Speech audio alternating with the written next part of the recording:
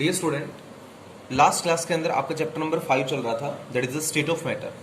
State of matter में मैं आपको शायद ये melting point, boiling point, forces के बारे में पढ़ा चुका था। और लास्ट टॉपिक शायद बॉयल्स लॉ चल रहा था। देखिएगा, कोई भी जो गैस होती है ना, वो कुछ लॉज को फॉलो करती है ना। आप भी कुछ लॉ को फॉलो करते हैं। स्कूल के टाइम पे फीस पे करनी है, आप प्रॉपर डेज में स्कूल में आएंगे, आप होमवर्क कंप्लीट करेंगे, आपके भी कुछ लॉज बनाए हैं आपके लिए भी। वैसे गैसेस भी कुछ लॉज फॉलो करती है। और गैसेस कौन कौन से लॉ फॉलो करते हैं? पहला लॉ कौन सा आता है आपका? बॉयल्स लॉ आता है। बॉयल्स लॉ किसी कंडीशन पे लॉ फॉलो होते हैं, हर कंडीशन पे लॉ फॉलो नहीं होते। तो कंडीशन क्या होती है? Constant temperature.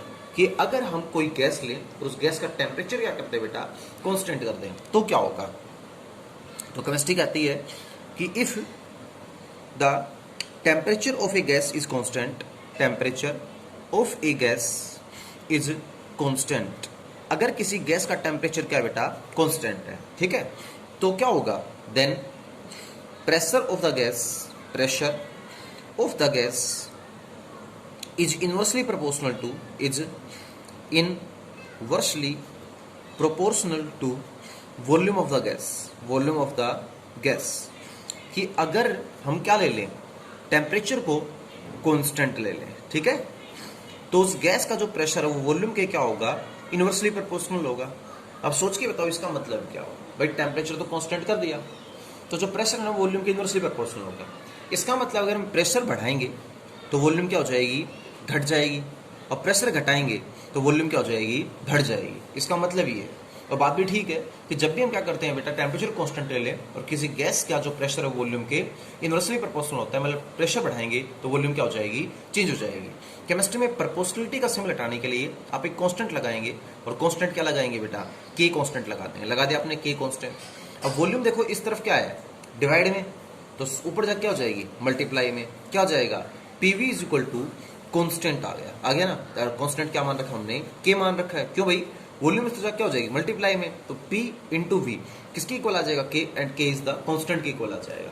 अब फिर आप डिफाइन कर सकते हो बॉयल्स लॉ को। क्या डिफाइन कर सकते हो?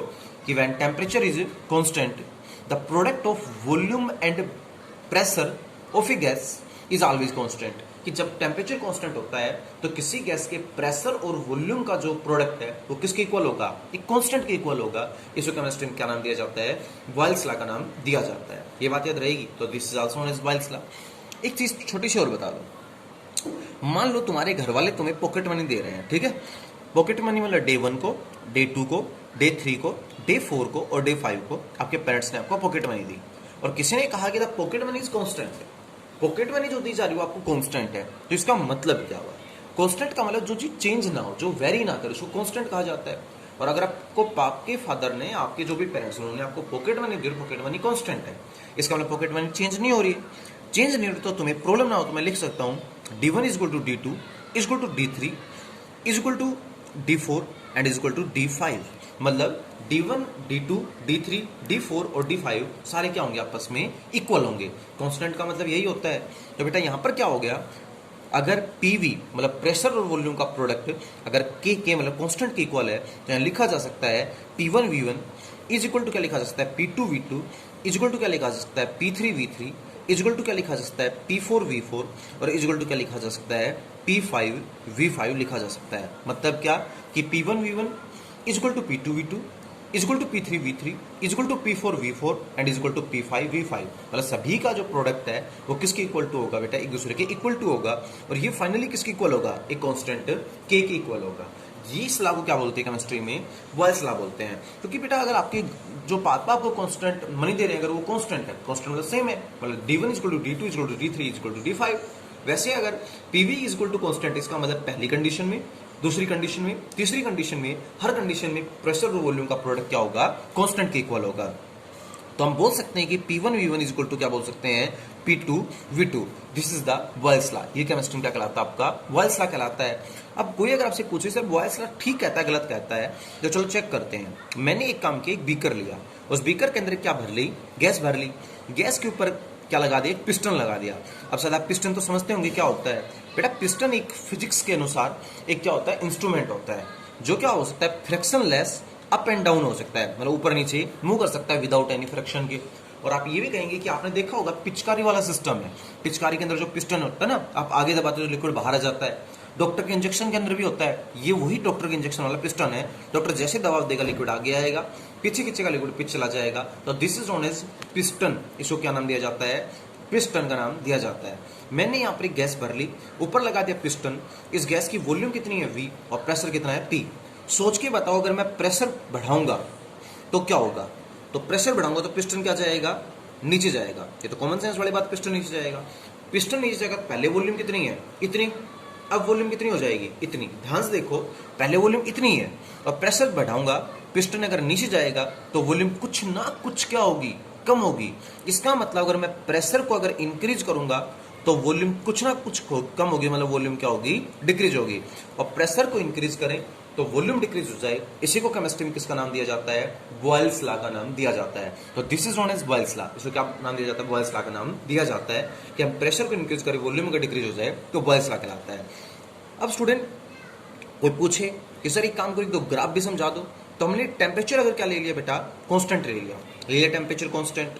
अगर मैं इधर क्या ले लूँ? प्रेशर, और इधर क्या ले लूँ? वॉल्यूम। देखो प्रेशर है, वो वॉल्यूम की क्या होता है? Inversely proportional. मतलब प्रेशर को बढ़ाओगे तो वॉल्यूम क्या होती चली जाएगी? घटती हुई चली जाएगी। तो प्रेशर को बढ़ाते जाओ और वॉल्यूम घटती हुई जाएगी, तो कैसा ग्राफ बनेगा? ऐसा ग्राफ बनेगा। अब स्टूडेंट कहेंगे सर वो कैसे? तो सुनो, पहले प्रेशर इतना था, इतना मतलब कम था, तो वॉल्यूम कितनी थी? इतनी थी। जैसे प्रेशर बढ़ाकर इतना कर दिया, वॉल्यूम कितनी होगी? इतनी। मतलब प्रेशर क्या हो रहा है? बढ़ रहा है, तो वॉल्यूम क्या होती जा रही है? घटती जा रही है। प्रेशर बढ़ाकर इतना कर दिया तो वॉल्यूम सिर्फ कितनी होगी? और घट गई, मतलब इतनी होगी। इसका मतलब as you increase the pressure the volume of the gases decreases. तो as you increase the pressure the volume of gases decreases. This is known as, इसी को केमिस्ट्री में किसका नाम दिया जाता है बेटा? आप ये कह सकते हैं this is known as pressure and volume effect. और ये प्रेशर वॉल्यूम का बॉयल्स लॉ होता है। बॉयल्स लॉ के लिए आप चाहें तो एक ग्राफ और भी प्लॉट कर सकते हैं। क्या ग्राफ प्लॉट कर सकते हैं? कि व्हेन टेम्परेचर इज कांस्टेंट, जब टेम्परेचर आपके पास क्या हो? कांस्टेंट हो। इधर आप प्रेशर ले लें, इधर आप ले लें प्रेशर और वॉल्यूम का प्रोडक्ट। तो बॉयल्स लॉ के अनुसार जब टेम्परेचर कांस्टेंट होता है तो प्रेशर वॉल्यूम किसकी इक्वल होती है? कांस्टेंट की इक्वल होती है। लिखवा है ना कि पीवी किसकी इक्वल होता है? कांस्टेंट की इक्वल होता है। अब कांस्टेंट वो होता है जिसकी वैल्यू वेरी ना करे, मतलब चेंज ना हो।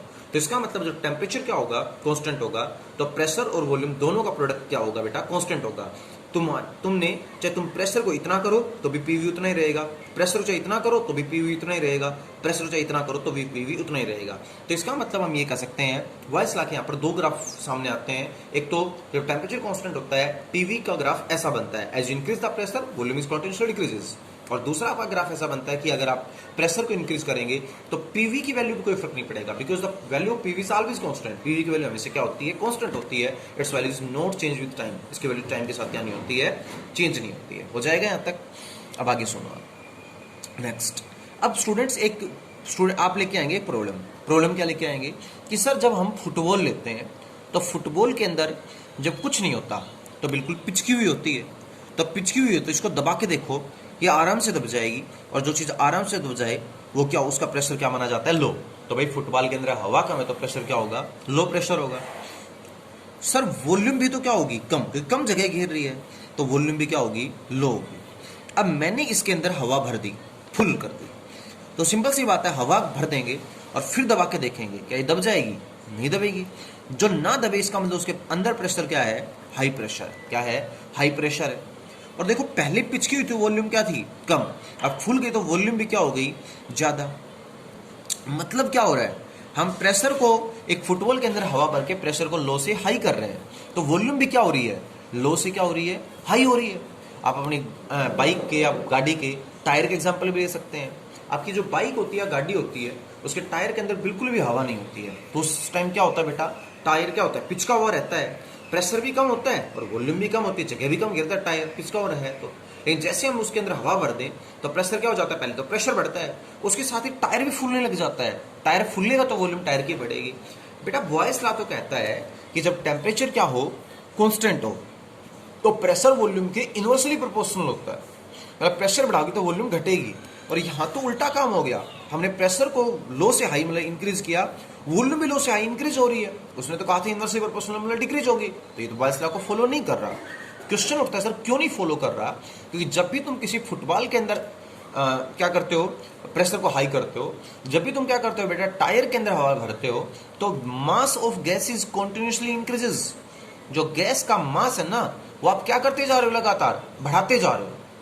और यहां पर जो हमने एक्सपेरिमेंट की बात की, उसमें हमने गैस, कोई नई गैस नहीं डाली, वो गैस थी, उसको भरा, फिर प्रेशर लगाना स्टार्ट किया, तो वॉल्यूम क्या हुई, डिक्रीज हुई। इसका मतलब Boyle's law is not applicable. कब एप्लीकेबल नहीं है बॉयल्स लॉ? तब एप्लीकेबल नहीं है जब बेटा आप गैस का मास क्या करते जाएं, बढ़ाते जाएं। आपको गैस का मास क्या रखना है, सेम रखना है। अब एक बात बताओ यार, फुटबॉल के अंदर तुम हवा भरोगे तो फुटबॉल का मास बढ़ेगा, गैस ज्यादा डाल रहे हो कम डाल रहे हो, गैस आप डालते जा रहे हो।